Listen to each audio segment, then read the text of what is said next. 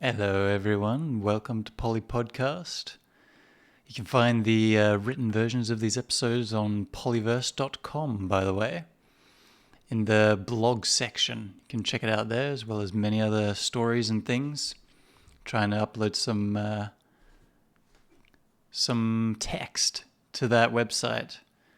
But today, we are hotly getting into the Christmas or holiday season, if you will. And with that, I'm bringing in the introduction of a new series called Carnist Queries. So for all the non-vegans, this is your chance to leave before you get the backfire effect, savagely attacking your psyche. Okay.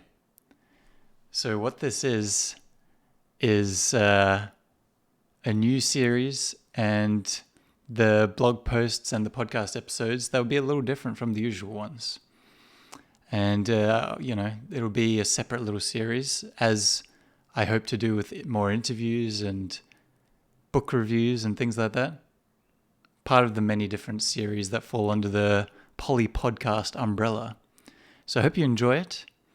With that being said, it is for the vegans in the room. So step forward at your own risk if you are not a vegan, so to speak. Hold on.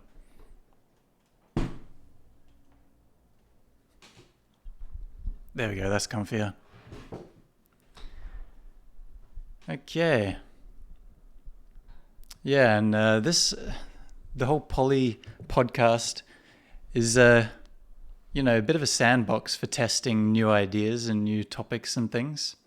So that's kind of how I see this Carnist Queries series as well. I'm going to see if it's actually interesting or helpful to fellow vegans or anything like that.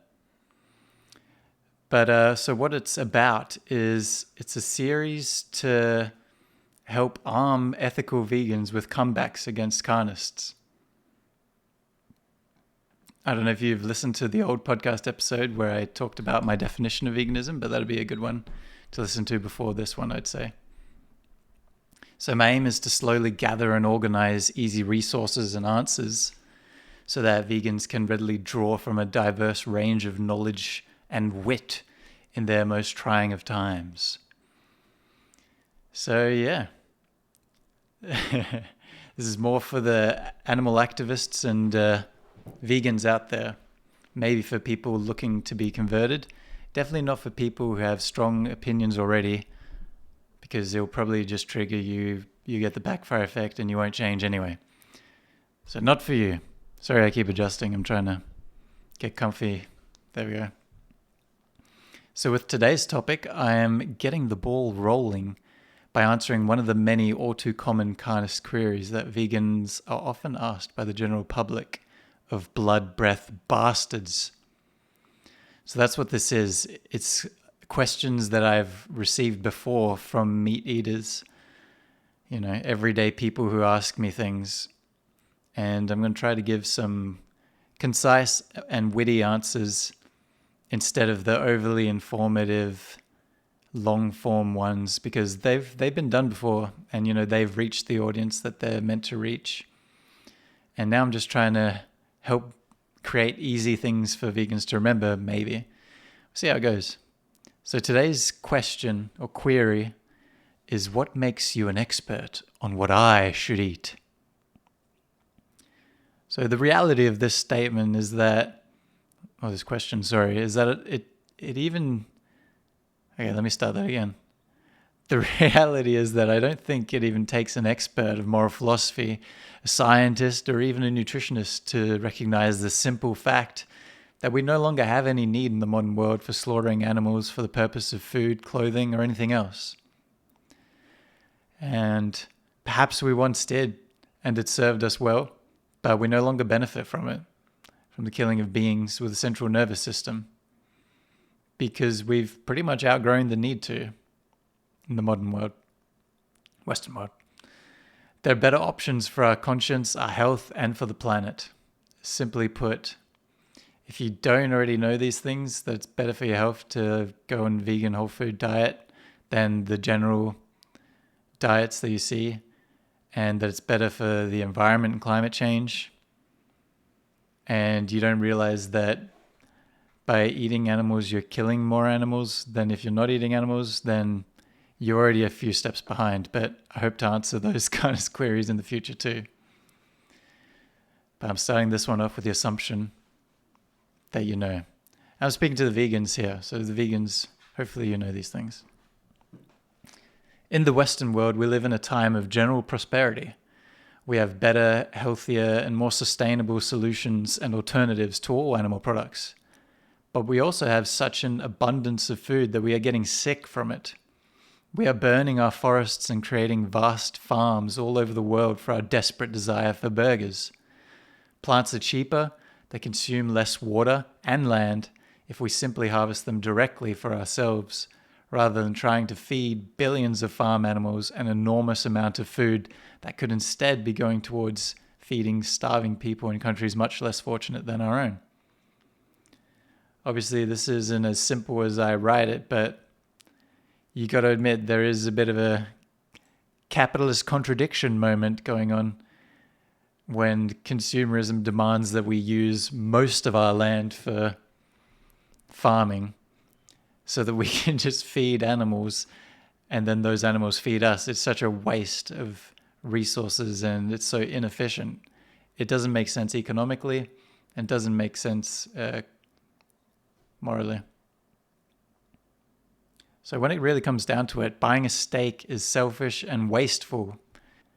It'd be completely unethical to continue along that path once you have had the chance to ponder on it for just a second and answer for yourself your own initial conflicting questions with a little bit of research. It's kind of all it takes, but you got to be open to it. They got to be open to it. And maybe it's too hard for you. Maybe one day someone else will fix it all for us.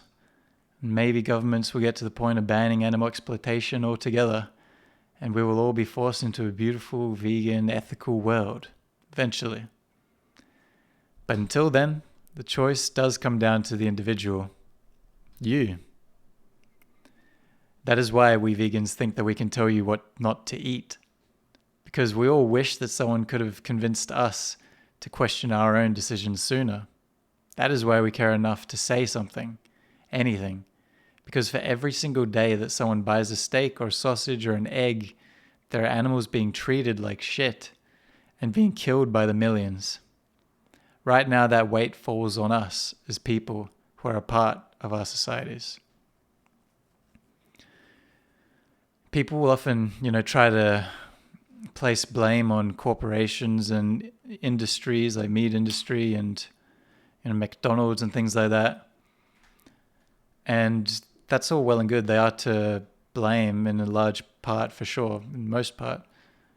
And, advertising for forcing the agenda upon us that we need meat to survive and things like that. It's all to blame, but what are you going to do about it? You know what I mean?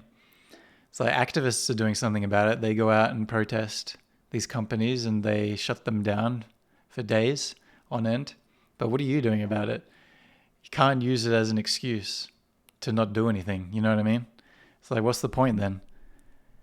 So people who say, oh, my individual choice doesn't make a difference. It's like, have you ever heard of millions of people making that same individual choice? And what other option is there?